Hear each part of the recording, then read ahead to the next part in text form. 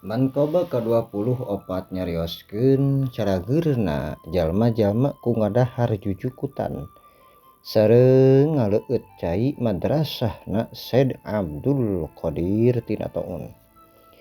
Dicarioskeun ku ulama di zaman Syed Abdul Qadir. Aya Toun nepi ka aya ratusan ribu jalma-jalma anu maraot dina sapoe-poena teh. Teras unjukan ka Syed Abdul Qadir dauhanana saha-saha jalma anu ngahakan jujukutan madrasah kaula dicagerkeun ku Gusti Allah tina Toun.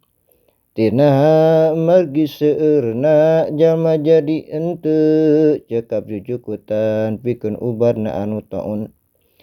Dauhan Syed Abdul Qadir saha anu nginum cai madrasah kaula dicagerkeun ku Gusti Allah.